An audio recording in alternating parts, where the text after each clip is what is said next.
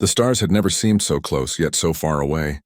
Captain Daniel Ross stood on the bridge of the horizon's edge, watching the vast darkness of space stretch endlessly before him. For 30 years, humanity had been sending messages into the void, hoping someone would answer. Today, someone finally did. The communication came through the relay station near Proxima Centauri. It wasn't the friendly greeting Earth had hoped for.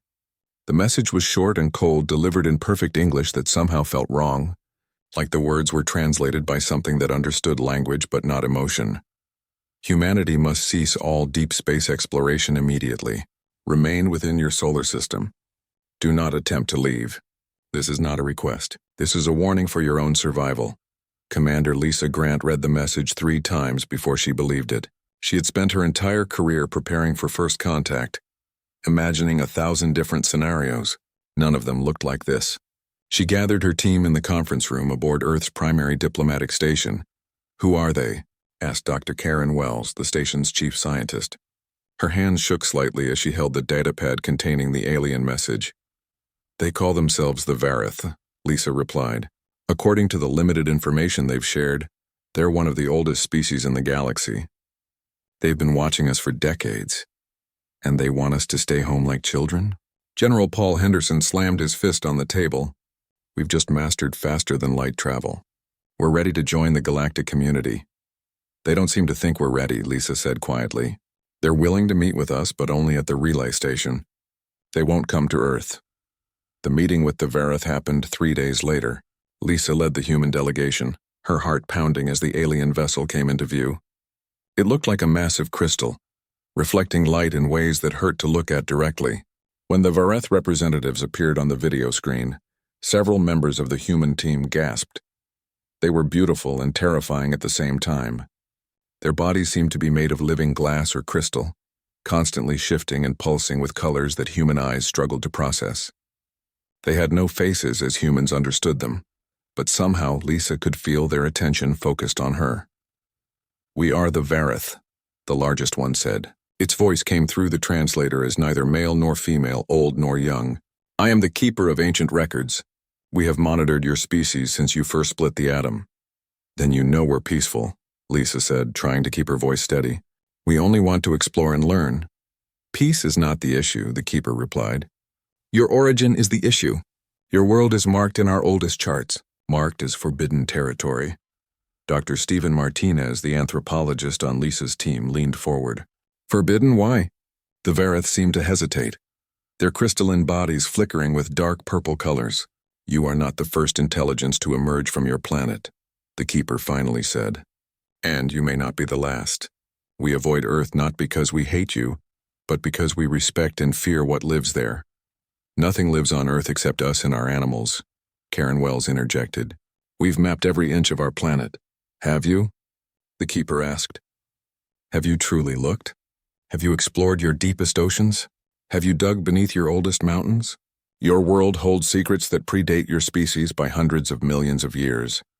The human delegation exchanged confused glances. Lisa felt a chill run down her spine. "What kind of secrets?" "The kind that ended civilizations far more advanced than yours," the keeper said. "The kind that made us, the Verith, abandon physical space itself and upload our consciousness into these crystal matrices. We did this to survive what came from worlds like yours." "You're not making sense," General Henderson said, frustration clear in his voice. "If there's some threat on Earth, tell us what it is so we can deal with it." The keeper's crystalline form pulsed with red and orange lights. "You cannot deal with it because you are part of it. You carry it in your very cells, in your DNA, in the structure of your thoughts. Your world is a seed, human, and seeds eventually grow into something much larger than themselves." "That's not an answer," Lisa said firmly. "If you want us to stay in our system, you need to give us a real reason." The keeper was silent for a long moment. When it spoke again, its voice was quieter, almost sad. "Very well. I will tell you what our records say, though you will not believe me. 400 million years ago, there was a species we call the Architects. They were the first intelligence in this galaxy, perhaps in the universe. They created marvels that we still cannot understand. They seeded thousands of worlds with life, guided evolution across countless planets. And Earth was one of these worlds?" Stephen asked.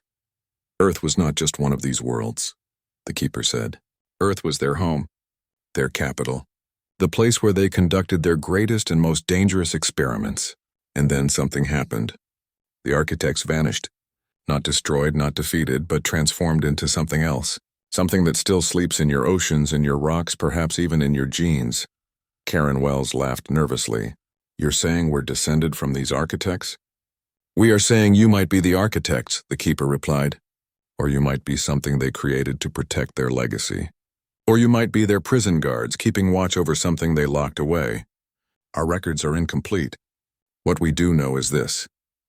Every species that has tried to study Earth too closely has vanished or gone mad. We survive by staying away. The meeting ended shortly after that. The Verith refused to share more information, only repeating their warning to stay within the solar system. As the human delegation returned to Earth, Lisa stared out the window at the blue planet growing larger below them. Do you believe them? Stephen asked, sitting down beside her. I don't know, Lisa admitted, but I know someone who might be able to find out. She was thinking of Dr. Karen Wells and her team of deep-sea researchers. If there were secrets hidden in Earth's oceans, they would be the ones to find them. Lisa just hoped that finding those secrets wouldn't prove the Verith right. Back on Earth, General Henderson was already making plans. If the Verith wanted humanity to stay home, that only made him more determined to explore. And Captain Daniel Ross, still commanding the Horizon's Edge in orbit, was thinking the same thing. Warnings or not, humanity had never been good at following rules, especially rules they didn't understand. The stage was set. Earth's secrets were about to come to light, and the galaxy would never be the same. 3 months after the Verith warning, Dr. Karen Wells stood on the deck of the research vessel Deep Explorer, staring at the monitors showing the Mariana Trench 7 miles below. She had assembled the best team she could find, including Dr. Stephen Martinez, who had convinced his superiors that understanding Earth's past was just as important as exploring space. We're at the coordinates, the ship's captain announced, right where the seismic anomalies were detected. Karen nodded, her eyes fixed on the screen. For weeks, her team had been analyzing strange readings from the ocean floor. They had initially thought it was unusual volcanic activity, but the patterns were too regular, too geometric. Whatever was down there, nature hadn't made it. The submersible descended slowly into the darkness. Karen watched through the cameras as the last traces of sunlight disappeared, replaced by the absolute blackness of the deep ocean. Then at nearly 7 miles down, the submersible's lights revealed something impossible. It was a wall, not a natural rock formation, but a smooth metallic surface that stretched as far as the lights could reach. The material was unlike anything Karen had seen before. Dark, but somehow reflective, covered in patterns that looked almost like writing. My God, Stephen whispered beside her. How big is this thing? Sonar says it extends for at least 3 miles in every direction, one of the technicians reported. And it goes down another 1,000 feet into the sediment. Karen activated the submersible's mechanical arms, taking samples of the material. The drill bit barely scratched the surface. Whatever this metal was, it was incredibly hard, far stronger than anything humans could manufacture. Look at these markings, Stephen said, pointing to the patterns on the wall. They're not random. See how they repeat? That's language or mathematics or both. How old? Karen asked the geologist on her team. The woman studied her instruments, then looked up with wide eyes. The sediment covering the structure dates back over 400 million years. This thing was here before the dinosaurs, before anything walked on land. 400 million years. The same time frame the Verith had mentioned. Karen felt her hands go cold despite the heated cabin. The keeper had told them to look in their deepest oceans. They had been right. Over the next 2 weeks, the team mapped as much of the structure as they could. It wasn't just a wall. It was a complex of buildings or facilities, buried under millions of years of sediment and rock. Some sections appeared to be intact, protected by the strange metal that time couldn't corrode. We've found 17 similar structures around the world, Karen reported during a video conference with Lisa Grant and the World Council. All of them are buried under oceans or deep underground. All of them date back to the same period. All of them are made from materials we can't identify. What were they used for? Lisa asked. We don't know yet, Karen admitted. But we've identified different types of facilities. Some appear to be power generation centers. Others look like storage complexes. And some we can't even guess at their purpose. General Henderson appeared on the screen. Can we get inside any of them? Karen hesitated. There's one facility in the Atlantic that shows signs of an entrance. The structure appears less damaged there. But I have to ask, is this wise? The Verith warned us about digging into Earth's past. The Verith don't make our decisions, Henderson replied sharply. If there's ancient technology down there, we need to know about it, especially if it could help us defend ourselves. While Karen's team worked on Earth, Captain Daniel Ross had taken the horizon's edge beyond the solar system, ignoring the Verith warning. He needed answers, and he wasn't going to get them by staying home. His crew had made contact with several alien species, small trading outposts and independent colonies far from the major galactic powers. Every species had the same reaction when Earth was mentioned. Fear, discomfort, a desperate desire to change the subject. The Kelthri, a race of traders who dealt with hundreds of different civilizations, finally gave him some information. Your world is in the old charts, the Kelthri merchant said, its tentacles writhing nervously, marked in red. The color of forbidden places. The legends say it was home to the architects, the first ones, the species that came before all others. What happened to them? Daniel asked. No one knows. They vanished before my people even existed, billions of years ago, maybe longer. But they left things behind. Dangerous things. Your world is one of them. Daniel returned to the solar system with this information, arriving just as Karen's team prepared to enter the Atlantic structure. He joined Lisa and several other observers in the control room, watching through cameras as the submersible approached what looked like a doorway. The entrance was sealed, but after careful examination, Stephen found what appeared to be a control panel. The symbols matched the patterns they had documented on other structures. Taking a deep breath, he pressed his hand against the panel. Nothing happened for a long moment. Then the symbols began to glow with a soft blue light. The massive door, which hadn't moved in millions of years, slowly slid open. I can't believe that worked, Stephen said, his voice shaking. The submersible moved inside carefully. Its lights revealed a vast chamber, perfectly preserved despite the crushing pressure outside. The walls were lined with more of the glowing symbols. In the center of the room stood what looked like a control console, still active, still waiting.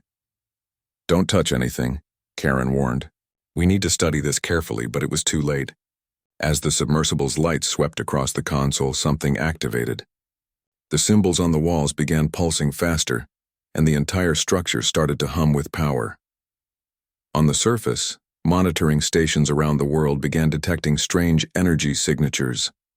Similar structures on different continents were coming online, responding to the activation of the Atlantic facility. Power was flowing through systems that had been dormant for millions of years. Shut it down, Lisa ordered. Shut it down now. We can't, Karen replied, panic in her voice. We didn't turn it on. It's running on automatic protocols. Around the world, people began reporting strange dreams. Millions of humans all having the same vision at the same time. They saw cities of crystal and metal, technologies beyond comprehension, and beings that looked almost human but somehow different.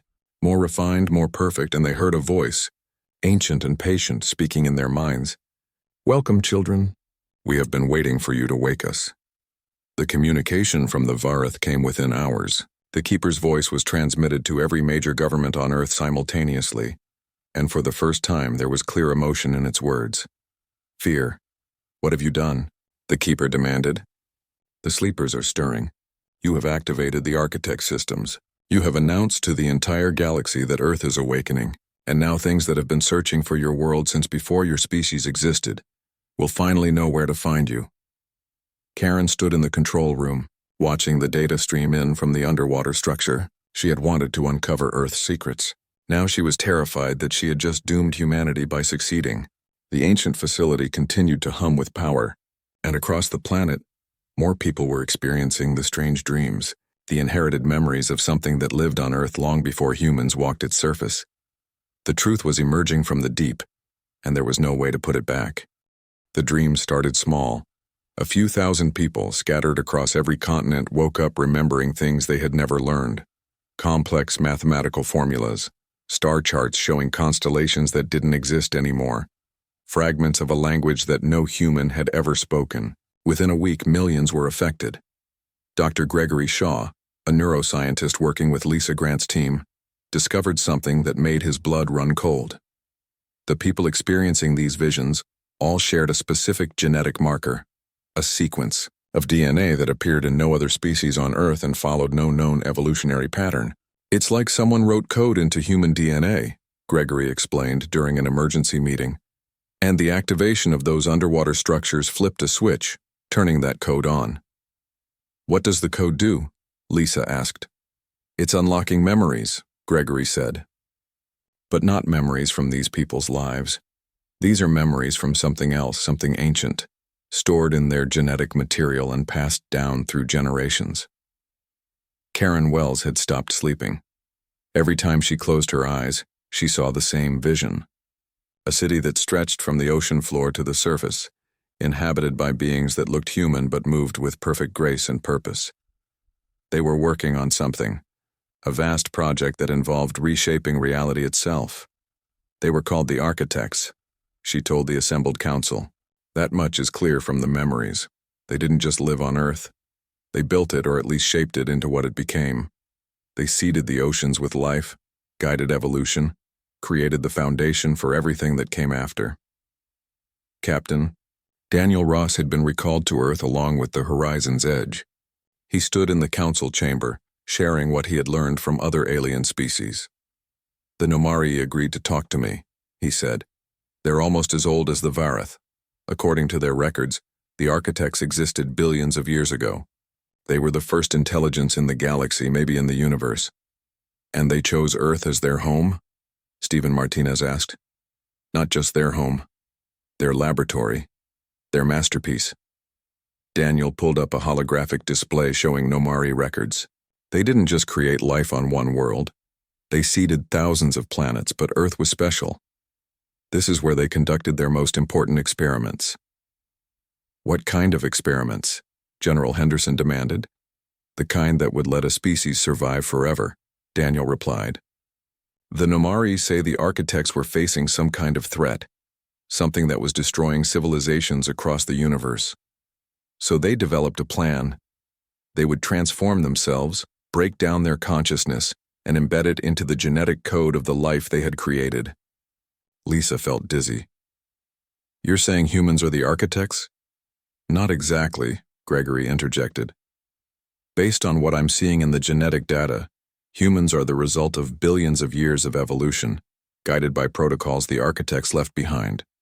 We're not them, but we carry pieces of them inside us. Like children who inherit traits from their parents, except the parents are billions of years dead, and the inheritance is consciousness itself. Amy Parker had been a marine biologist before the activation. Now she was something else. The genetic marker Gregory had identified was strongest in her, and the visions came to her more clearly than anyone else. She could walk up to any of the ancient structures and understand their purpose just by touching them. They didn't want to die, Amy explained to the council, her voice distant as if she was remembering someone else's life. The Architects faced an enemy they couldn't defeat, something that fed on advanced civilizations. So they scattered themselves, planted pieces of their minds into billions of organisms, hoping that evolution would eventually create something strong enough to finish what they started. Finish what? Lisa asked gently. Amy's eyes focused, and for a moment Lisa saw something ancient looking out through them. The transformation. The Architects were trying to evolve beyond physical form, to become something that couldn't be destroyed or corrupted. But they ran out of time. The enemy found them before they could complete the process, so they did the only thing they could. They planted the seeds and hoped their children would be smarter than they were. Around the world, more people were accessing the Architect memories. Some handled it better than others. A few went mad, their human minds unable to process billions of years of inherited knowledge. But most adapted, learning to separate their own thoughts from the ancient ones. The abilities started manifesting soon after. People with strong connections to the Architect legacy began demonstrating impossible skills. Perfect mathematical calculations performed mentally in seconds. The ability to understand alien languages they had never studied. Some could interface directly with the ancient technology, operating it through thought alone. Amy was the strongest. She could feel every Architect structure on Earth, sense the power flowing through them. More than that, She could access the deeper protocols, the safeguards and weapons the architects had prepared for their descendants. "There's a defense network," she reported, "built into the planet itself. It's designed to protect Earth from the same thing that destroyed the architects. But it's not complete. They never finished it before they had to transform." "Can we complete it?" Henderson asked eagerly. "Maybe," Amy said. "But it would require millions of people working together, coordinating through the architect network. And I don't know if we're ready for that." The Verith sent another message, less hostile this time but more urgent. The Keeper appeared on screens worldwide, its crystalline form pulsing with anxious colors. "You need to understand what you're awakening," it said. "The architects didn't just hide from their enemy. They built weapons, terrible weapons, and embedded them into your world. If you complete their work without understanding it, you could become the very thing they were fighting against." "What were they fighting?" Lisa asked during a direct communication with the Keeper. "We call them the devourers," the Keeper replied. "They exist partially outside normal space, feeding on conscious thought and advanced technology. The more complex a civilization becomes, the more attractive it is to them. The architects were the most advanced species ever to exist. They were like a beacon drawing the devourers across the universe. And now we're becoming that beacon," Lisa realized. "Yes, by activating the architect systems, by awakening the genetic legacy you have announced to anything watching that Earth is home to an emerging architect-level civilization. The devourers will come. They always do." In the Pacific Ocean, Karen's team detected new structures rising from the seabed, ancient facilities shedding millions of years of sediment as they came online. Around the planet, energy readings spiked. The defense network was activating itself, responding to protocols written before human civilization existed. Amy stood on a beach in California, her bare feet in the sand, feeling the pulse of the planet beneath her. She could sense the network, spreading, connecting all the structures into one vast system, and she could feel something else, something waiting in the space between dimensions, hungry and aware. "They're coming," she whispered. "The devourers know we're here, and we only have days, maybe hours, to decide what we're going to do about it." Behind her, the ocean began to glow with blue light as an architect facility broke the surface for the first time in 400 million years.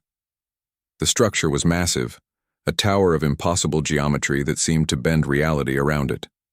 Similar towers were emerging on every continent, ancient sentinels waking to face an ancient threat.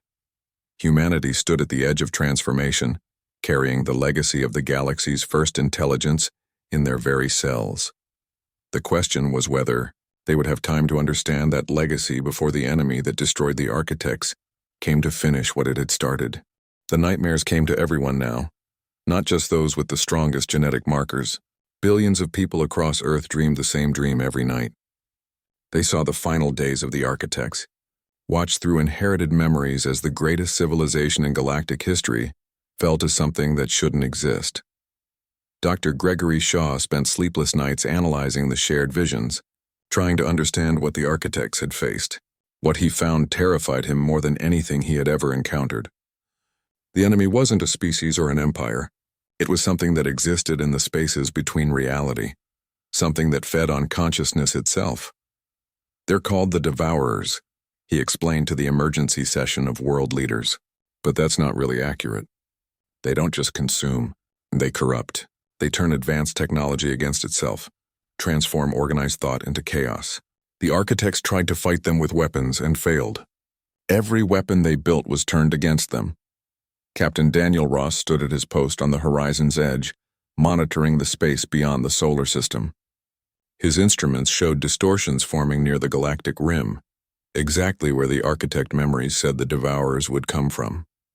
Space itself was twisting, bending in ways that violated every law of physics. "How long until they reach us?" Lisa Grant asked from the command center on Earth. "Unknown," Daniel replied. "They don't move through space normally. They slide between dimensions. Could be days, could be hours." On Earth, the architect structures continued to activate. Amy Parker had become the primary interface between humanity and the ancient systems. She spent her days walking among the towers, learning their functions, trying to understand the defense network the architects had started but never completed. It's designed to anchor reality, she explained to Karen Wells and Stephen Martinez. The devourers exist partially outside our dimension. The architect defense system forces them completely into normal space, where they have physical form and can be fought. Can we finish the system in time? Karen asked. Amy looked uncertain. The structures are here. The power is flowing. But the system needs coordination. Millions of minds working together in perfect harmony, all channeling their consciousness through the network. The architects could do it because they had practiced for thousands of years. We've had weeks. General Henderson had other ideas. He had positioned Earth's entire military fleet in orbit, armed with every weapon humanity possessed. Nuclear missiles, particle beams, kinetic bombardment systems. If the devourers wanted Earth, they would have to fight for it. We're not helpless, he argued during a strategy meeting. We have weapons. We can fight. The architects had weapons too, Amy said quietly.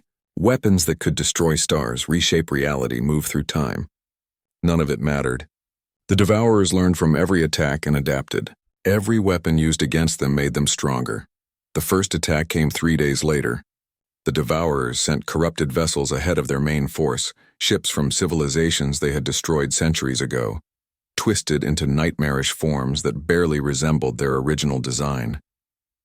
These ships entered the solar system near Jupiter, moving with impossible speed. Henderson ordered an immediate response. 20 Earth warships intercepted the enemy near Mars, engaging with everything they had. For a brief moment, it looked like humanity's weapons were working. The corrupted vessels took damage, broke apart under the assault. Then the pieces began to move. The destroyed ships reformed, but now they were different.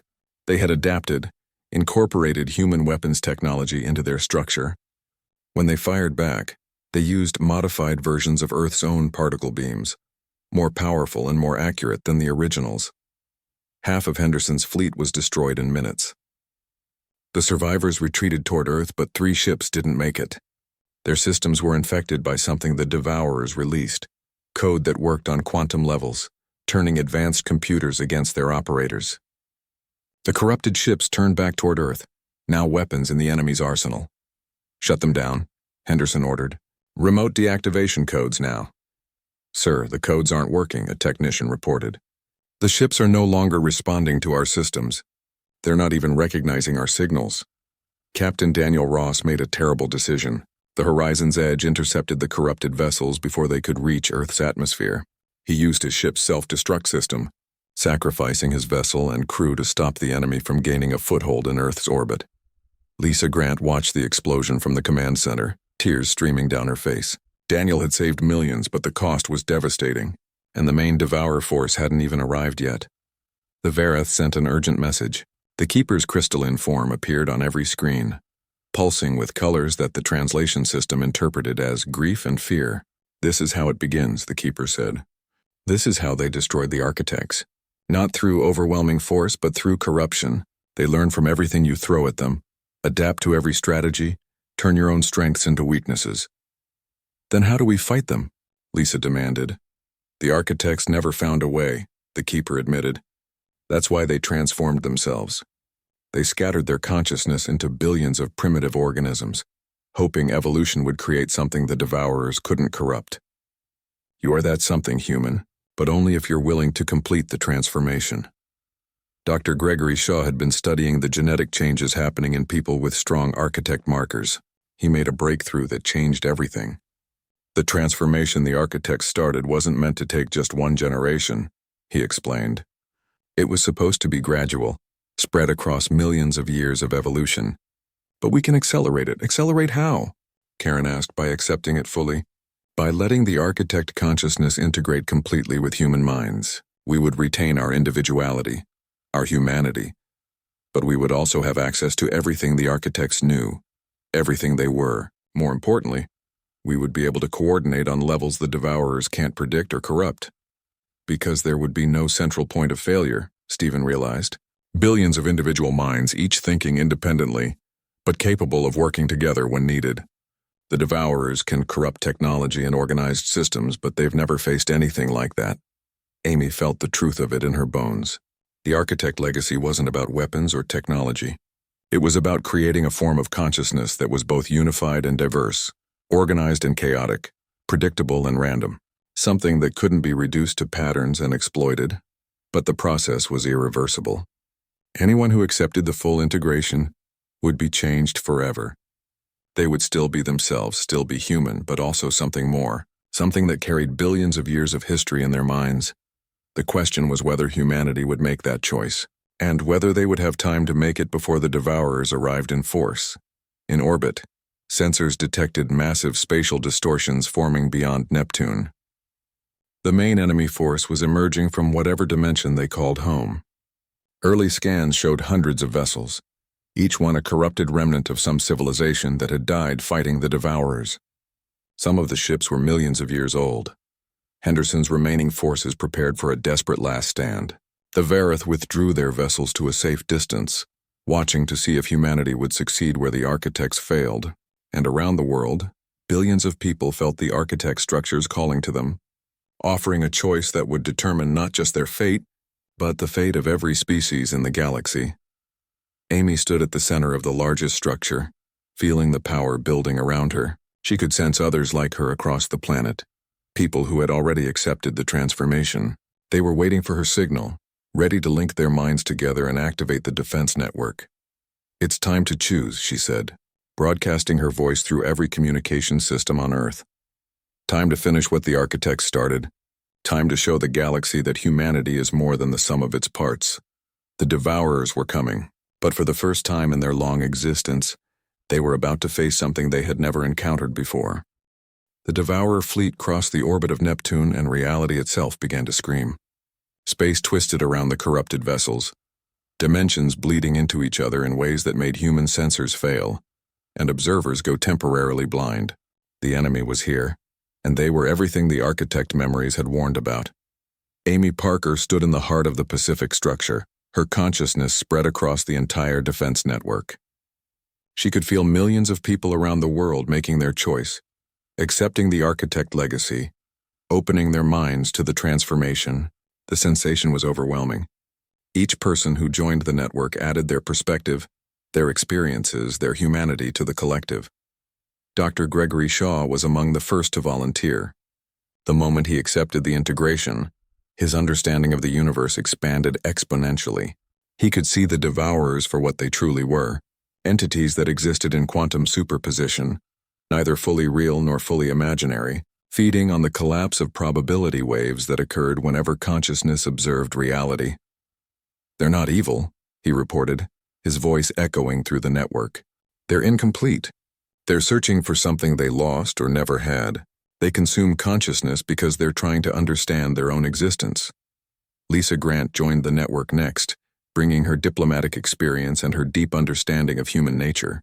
Through the connection, she could feel the minds of billions, each one unique, each one contributing something essential to the whole. The architects had been trying to create this, a species that could function as individuals or as a unified consciousness depending on what the situation required. "We're not becoming the architects," she realized. "We're becoming something they could never achieve. They were too perfect, too organized. We're chaotic, messy, contradictory, and that's exactly what makes this work."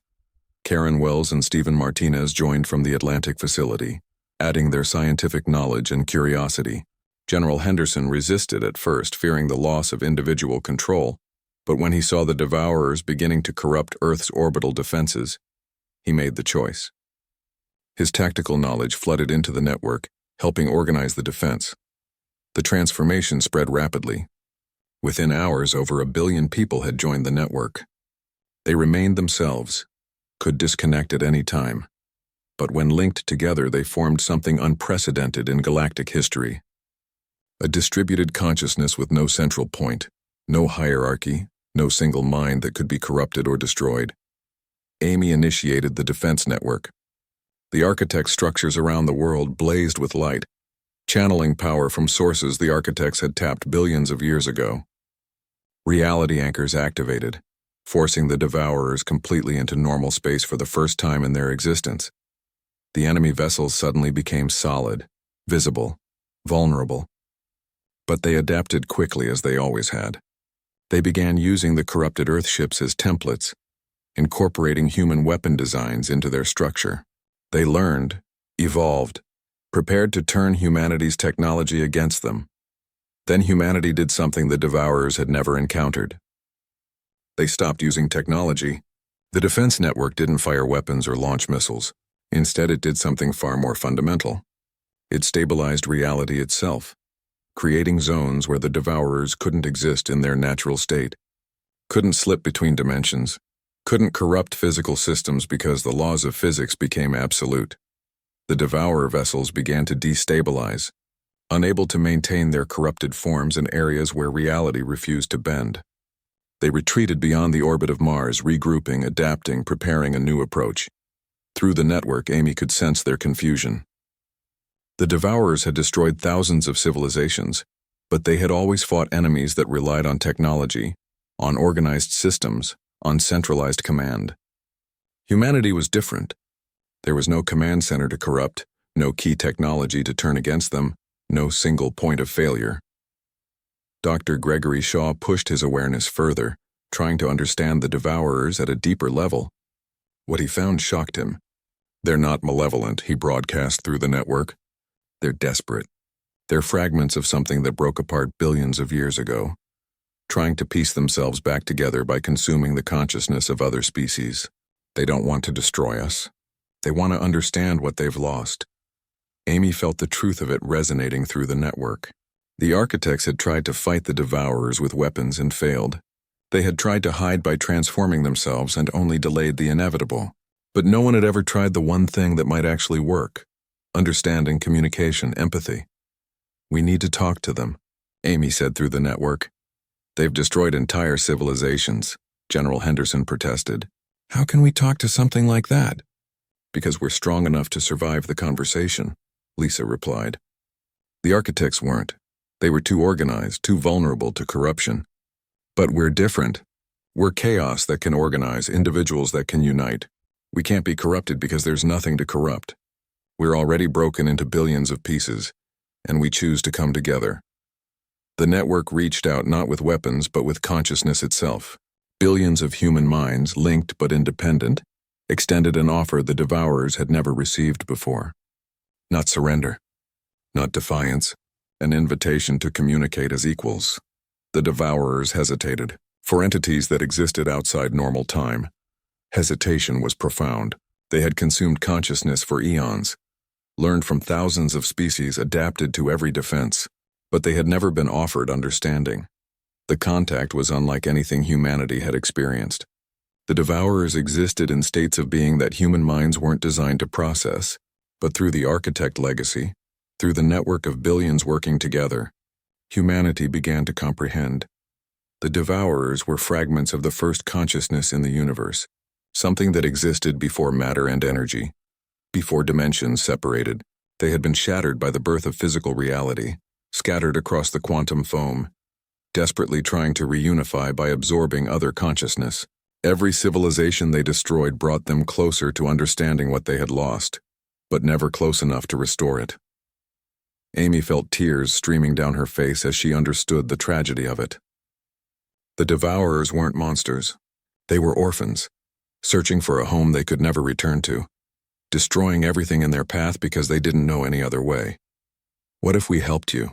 she asked through the network. The question stopped the devourers cold. Help? No species had ever offered help. They had fought, fled, hidden, but never reached out with genuine compassion. "We can't restore what you lost," Amy continued, "but we can offer something else. Perspective, understanding. The experience of billions of minds that choose to come together instead of being forced to merge. Maybe that's not the same as what you're looking for, but it's something." The network held its breath, billions of humans waiting for the response. The devourer fleet hung in space beyond Mars, neither advancing nor retreating. Then slowly, tentatively, the devourers accepted the invitation. Not to merge, not to consume, but to share. For the first time in their long existence, they experienced consciousness that welcomed them instead of fleeing in terror. The exchange lasted hours, days, the network losing track of time as human and devourer minds touched at the deepest levels. The devourers learned what it meant to be individual yet connected. Humanity learned what it meant to exist outside the boundaries of physical reality. When it was over, the devourer fleet began to change. The corrupted vessels broke apart, but not in destruction. They were releasing the fragments of consciousness they had absorbed over eons, letting go of the civilizations they had consumed. It wouldn't bring those species back, but it would let their legacy finally rest. The devourers remained, but they were different now. They had learned another way, seen another possibility. They wouldn't stop existing or transform completely, but they would no longer consume consciousness indiscriminately. They would seek understanding rather than absorption. It wasn't a perfect solution. The threat didn't vanish completely, but it was a beginning, a new pattern breaking the cycle that had destroyed the architects and countless others. As the devourer fleet withdrew, sliding back into the dimensions between spaces, the Verith approached Earth for the first time in recorded history. The Keeper's crystalline form appeared on screens worldwide, pulsing with colors that translated as awe and respect. "You have achieved what we thought impossible," the Keeper said. "The architects built weapons. You built bridges. They sought to survive through transformation. You transformed through choice and cooperation. You have shown the galaxy a new way."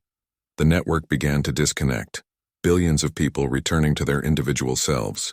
The connection remained possible, always available when needed but no longer necessary. Humanity had proven they could unite without losing their individuality, work together without sacrificing their chaos. Amy Parker stood on the beach where the first structure had emerged, watching the sun set over the Pacific. She could still feel the network in the back of her mind, still access the architect legacy when needed, but